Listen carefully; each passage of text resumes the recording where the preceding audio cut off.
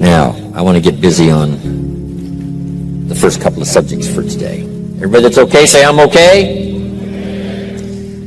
Here's the first subject that I've found so interesting I want to share with you. Then I want to talk about personal development, the subject that I started listening to age 25 that revolutionized my whole life, from my mentor, Mr. Earl Shoaff. Here's an interesting subject. Just jot it down. It's called Enlightened Self-Interest. Enlightened self-interest. It's a fascinating study to study the idea of self-interest. But just make this note, all of us, have self-interest. The key is for it to be enlightened so that everybody wins and no one loses. Our first interest is to survive. What does it take to survive? Our second interest is to succeed. What does it take to succeed? What does it take for me personally to survive and to succeed? Can I legitimately be interested enough in the things that help me both succeed and survive? And here's what I discovered. The answer is yes. It's possible to exercise self-interest, but to do it in such a way that no one loses, everyone benefits. Key phrase: life was not designed to give us what we need. Life was designed to give us what we deserve. We do not reap a harvest in the fall because we need it. We reap a harvest in the fall because we deserve it. Not necessarily from a moral standpoint. Of course, there are some moral laws as well, spiritual and moral laws. But just the basic laws that simply say if you wish to reap, you must plant. So jot this down. Reaping is reserved for the planters. And the reason they reap is because they deserve it. They're the planters. They deserve to reap. Interesting Bible phrase that says, if you keep knocking, you'll find open doors. Good phrase to jot down. If you keep knocking, you'll find open doors. Doors of opportunity. Doors of a chance to meet someone. Doors open for association. Doors open to find someone special. Doors open to find a unique business colleague. If you keep knocking, the phrase says, doors of opportunity are open to those who continually knock. So we don't find open doors of opportunity because we need them. We find them because we deserve them. Only those who knock deserve to find an open door. But the promise is, if you continually knock, you'll find doors of opportunity. It says, if you search, you will find. So make the note, it's good. Finding is reserved for the searchers because they deserve it. Now, at first they may have needed it, but they now know that just needing it is not sufficient. But if they need it, now they must qualify for it. The reason why you're going to be blessed with good ideas this weekend is because you've come searching.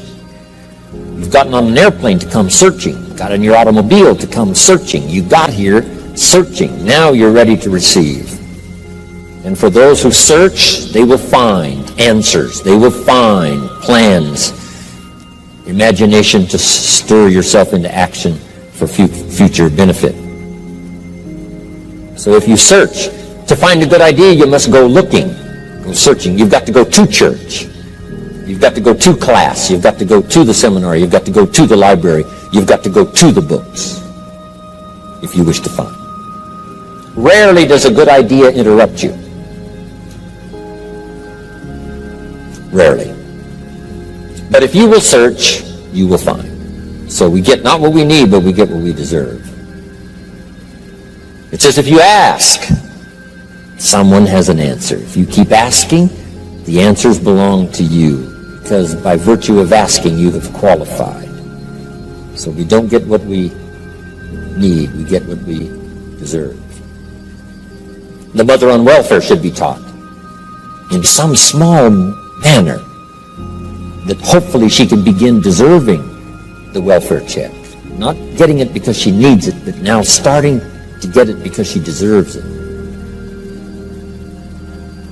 If the welfare worker says to Mary, Mary, I brought a bucket of paint and a paintbrush, and the next time I come, if the door is painted and the fence here in front is painted, I give you the check for $450. Not that painting the door and painting the fence is worth $450. It's not worth that much, but it is the beginning of the process. So make that note. I want to begin the process of deserving. What would that be? What process should I begin engaging in to deserve good health, to deserve a good relationship, to deserve prosperity, to deserve an enterprise, to deserve the opportunity to build a city? What must I do to begin the process of deserving? So now the welfare worker comes back and the door is painted and the fence is painted, and now Mary gets the $450 to help take care of her children, not because she needs it, but because she's beginning to deserve it. Then the welfare worker thinks of some other project. She said, Mary, if these weeds are gone and this little garden is cultivated, when I come back, now that the door is painted and the fence is painted, if the weeds are gone and this little garden is cultivated, you get the $450. And step by step, a new life is emerging, learning the process of deserving it, not just needing it. We teach our children at home, right? Child says, I need $10. So that language doesn't work here. There's plenty of money here, and the vaults are full. But to say I need $10 is not how you open the vault. So the child says what? Wow, how can I get that $10 that I need? So here's what they learn to say. How could I earn $10? Now the vault opens up. Now the money starts to flow. How could I earn $10?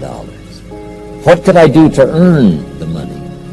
Not to get the money because you need it, but maybe you need the money. That's, all of us have needs. But here the key is to figure out how to open the vault, how to open the bank, how to open this unbelievable flow of resources to come our way. And here's the key: to deserve it, not to need it. You can't walk out to the field and say to the field, I need a crop. Here's what the field says. Here's what the ground says. Who is this clown that brings me his need but brings me no seed? So jot that down. Take your seed to the marketplace, not your need. Don't disclose your need to the marketplace, only your willingness. We'll talk about that a little later today. Because the marketplace is not interested in your need, but they are interested in your seed. They're interested in your willingness to work. They're interested in your disciplines. They're interested in your eagerness. They're interested in your vitality and your work ethic. That's what the marketplace is interested in. Not your need, but your seed. Okay. We get what we deserve. Old Testament God says, if you'll move toward me, I'll move toward you. See, that's how you get those occasions to meet God. You must make the move. God could say, you don't move, I don't move. You say, well, that's arbitrary. Well, when you're God, you can make it that way.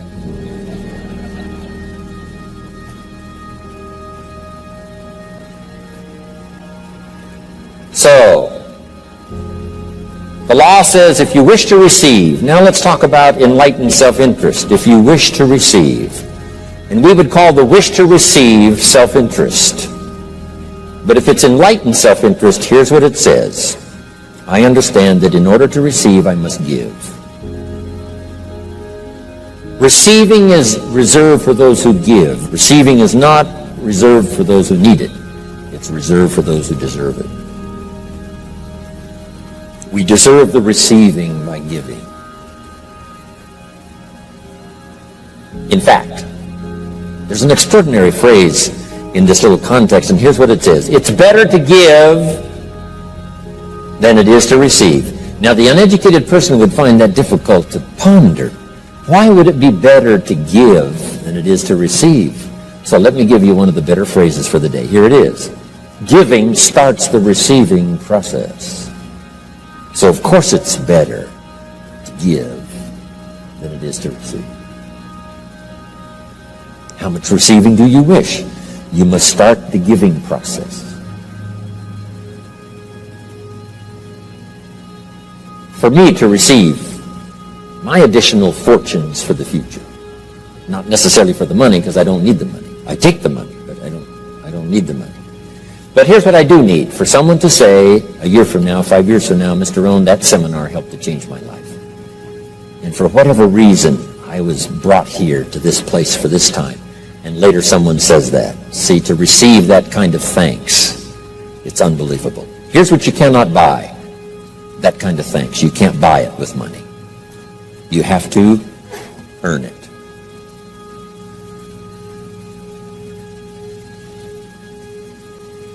Now let's expand a little further now. That it's called the law of riches and wealth. In our own self-interest, if we wish to be rich and wealthy and prosperous and healthy and all the valuable things we can think of for the human experience, how could we get there? It's understanding the law of enlightened self-interest and the law of deserving. The question was asked in the Bible, how can we be great? What is the key to greatness? Great wealth, great return, great accolades, trophies to put on the mantle above the fireplace. How can we get great respect, great riches, great abundance for ourselves? How can we get that? And the answer was given, and here was the answer. Find a way to serve. Find a way to serve the many. So I paraphrase it to read this. Service to many leads to greatness. Service to many leads to greatness. Someone says, well, about the best I can do is take care of myself. That's okay. Self-care, has its own reward, but it's very limited. Somebody says, I can't be worried about other people's problems. I got enough problems of my own. That's okay. Self-defense is okay. Self-preservation is okay, but it has a very limited reward. If you wish to change that into abundance and prosperity and uniqueness, then here's what you must do. Help solve other people's problems. Help find answers for someone else, not just for yourself, but for someone else. And in that kind of service, you now begin the process of greatness.